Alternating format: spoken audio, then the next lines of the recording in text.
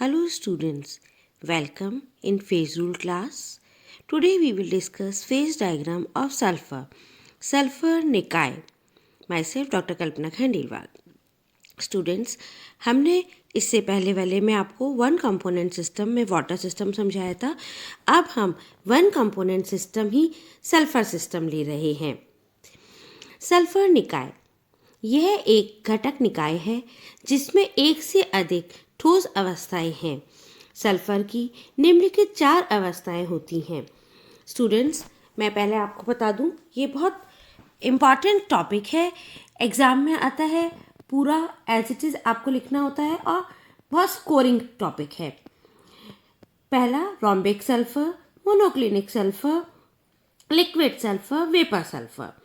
किसी समय पर साम्यावस्था में रहने वाली अवस्थाओं की संख्या निकाय के ताप एवं दाब पर निर्भर करती है. अवस्था नियम समीकरण के अनुसार सल्फर की चारों अवस्थाएं एक साथ साम्यावस्था में नहीं रह सकती. अधिक से अधिक 3 अवस्थाएं एक साथ उपस्थित रह सकती हैं. तो मैक्सिमम यदि हम 4 लिखते हैं, फेज रूल B4 लिखते हैं तो देखो -1 हो जाता है. ऋणात्मक स्वतंत्रता की कोटि अर्थहीन है, इसलिए हम यहाँ 3 रखेंगे तो हमारा F0 होगा, जो कि पॉसिबल है. Sulfur exists in 4 forms: rhombic sulfur, monoclinic sulfur, liquid sulfur, and vapor sulfur. This is the diagram of monoclinic sulfur, for pick of monoclinic sulfur and the rhombic sulfur. This is the phase diagram of sulfur. Students, यहाँ देखो इस तरह का phase diagram होता है. हम आगे explain करेंगे वैसे आपको. ये rhombic sulfur है यहाँ पे. This is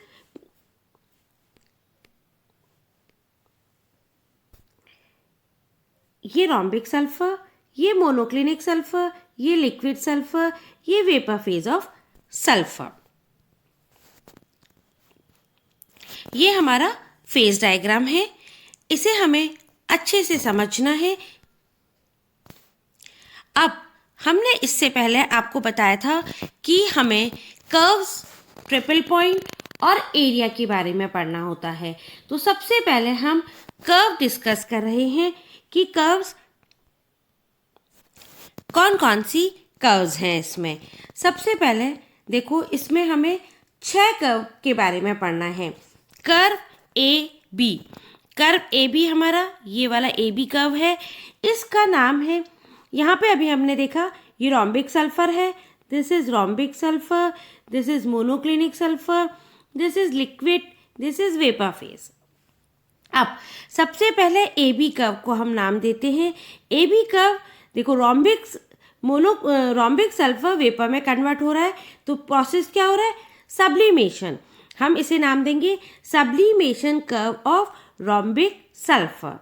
अब हम देखते हैं बी सी. बी सी हमारा है ये वाला बी सी. बी सी यहाँ पे देखो, ये मोनोक्लिनिक सल्फर है, ये वेपर सल्फर है. तो इसको हमारा नाम क्या हो जाएगा? Sublimation curve of monoclinic sulphur.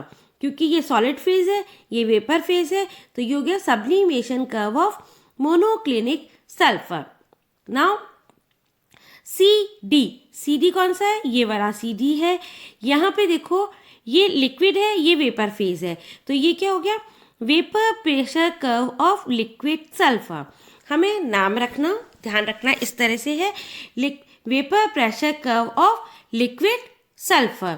अब है हमारा सीई. सीई कौन सी है? ये लाइन है हमारी सीई.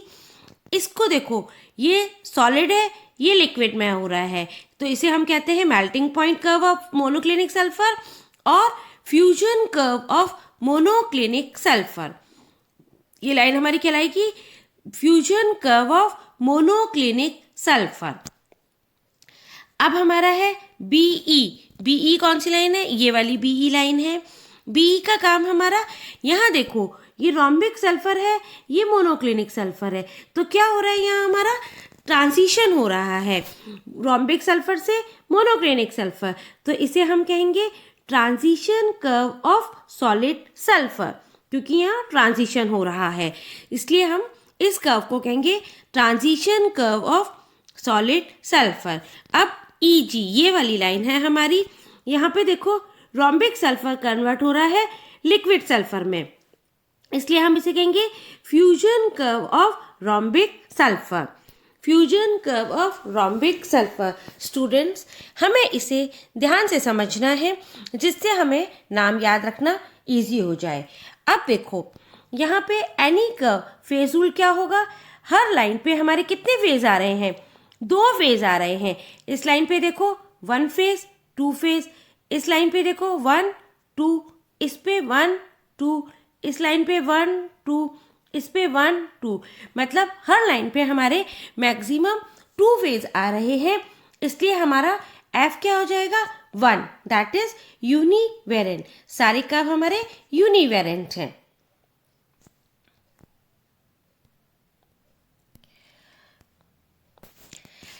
सल्फर 2 क्रिस्टलीय रूप रोम्बिक सल्फर मोनोक्लिनिक सल्फर में उपस्थित रहता है। एक वायुमंडलीय दाब पर इन रूपों का संकरण ताप ट्रांजिशन टेम्परेचर 95.6 डिग्री सेंटीग्रेड है। 95.6 डिग्री सेंटीग्रेड से कम ताप पर रोम्बिक सल्फर, इससे उच्च ताप पर मोनोक्लिनिक सल्फर अधिक स्थायी है, अर्थात rhombic sulphur monoclinic sulphur transition state में रहते हैं। प्रत्येक रूप का एक विशेष गलांक है। एक वायुमंडलीय दाब पर रोम्बिक सल्फर का गलांक 114 डिग्री सेंटीग्रेड तथा मोनोक्लिनिक सल्फर का 120 डिग्री सेंटीग्रेड है।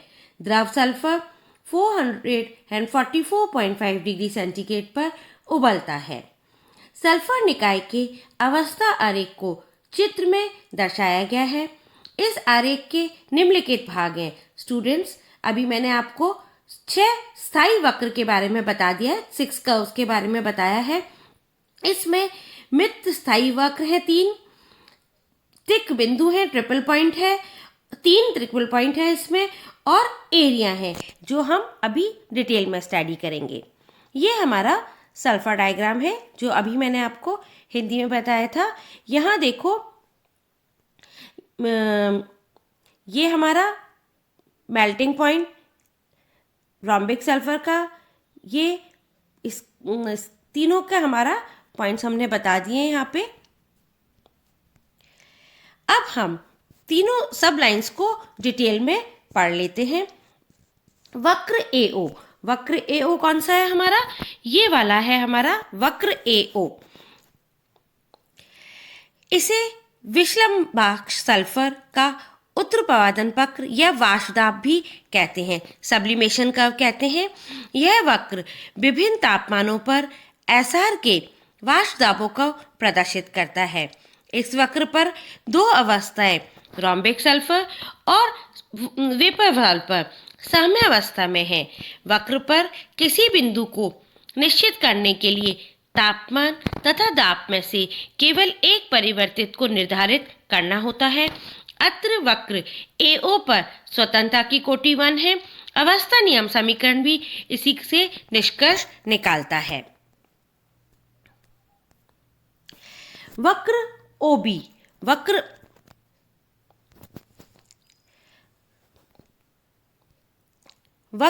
ओबी हमारा है, ये वाला वक्र ओबी है। इसे हम एकनाश सल्फर का उत्तरवादन चक्र sublimation curve of monoclinic sulphur भी कहते हैं। यह वक्र विभिन्न तापों पर मोनोक्लिनिक सल्फर के वाष्प दाबों को प्रदर्शित करता है। इस वक्र पर 2 अवस्थाएं मोनोक्लिनिक सल्फर और वेपर सल्फर साम्य अवस्था में है। वक्र पर किसी बिंदु को परिभाषित करने के लिए तापमान तथा दाब में से किसी एक को निर्धारित करना होता है। अतः वक्र ओबी पर स्वतंत्रता की कोटि 1 है। अवस्था नियम समीकरण भी इसकी पुष्टि करता है। 2 फेज होंगे तो एफ हमारा क्या होगा 1 होगा। ये मोनोवेरिएंट सिस्टम है, एक चर निकाय है। वक्र बीई, वक्र बीई कौन सा है हमारा, वक्र बीई ये वाला वक्र बीई है। इसे हम द्रव सल्फर का वाष्प द्रव कहते हैं। देखो यहाँ लिक्विड है, ये वेपर है, ये लिक्विड फेज है, ये वेपर फेज है। तो ये हमारा यह वक्र मोनोक्लिनिक सल्फर के गलांक बी से आरंभ होता है तथा सल्फर लिक्विड के क्रांतिक ताप पर समाप्त होता है। इसे उच्च ताप पर लिक्विड अवस्था अदृश्य हो जाती है।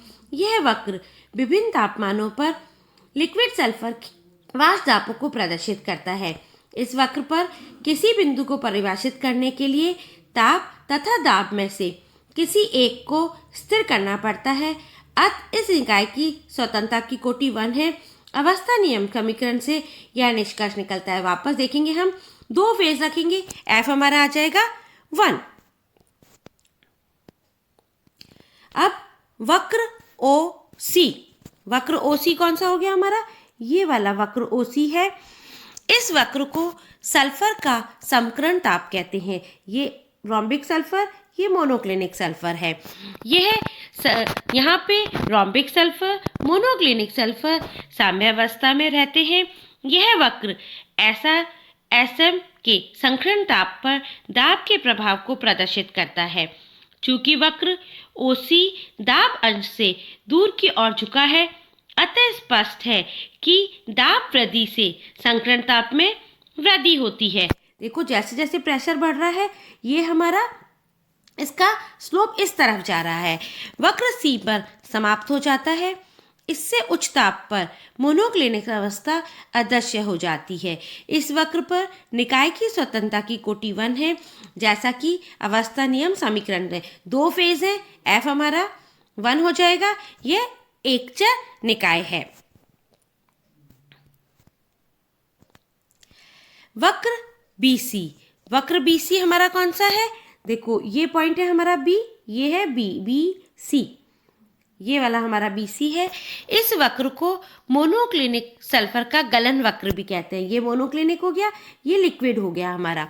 इस वक्र पर मोनोक्लिनिक सल्फर तथा एसएल समावस्था में है तथा निकाय एकचर है।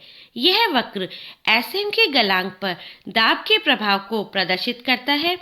चूंकि वक्र बीसी दाब अंश से दूरी की ओर झुका है, अतः दाब वृद्धि से मोनोक्लिनिक सल्फर के गलांक में भी वृद्धि होती है।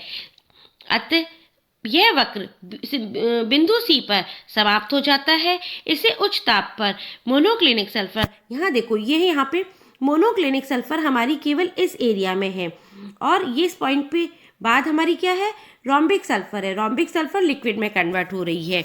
ये हमें ध्यान रखना है। देखो, ये इनके टेम्परेचर है 120 डिग्री सेंटीग्रेड के बाद हमारा मोनोक्लिनिक सल्फर उपस्थित नहीं रहेगा। वक्र सीडी है, ये वाली वक्र। इस वक्र को एसआर का गलन वक्र कहते हैं। देखो, ये रोम्बिक सल्फर है। रोम्बिक सल्फर यहाँ पे लिक्विड में कन्वर्ट हो रही है, इसलिए इसे हम गलन वक्र कहते हैं। इस वक्र पर रोम्बिक सल्फर तथा लिक्विड सल्फर अवस्थाएं साम्यावस्था में है, अतः निकाय एकचर है। यह वक्र रोम्बिक सल्फर के गलांक पर दाब के प्रभाव को प्रदर्शित करता है। वक्र सीधी से स्पष्ट है कि दाब वृद्धि से एसआर के गलांक में वृद्धि होती है। Now curves, dashed curves हम कर्व बी एफ कर्व, देखो यहाँ पे ये वाला एरिया जो डैश दिख रहा है, this is the B F portion.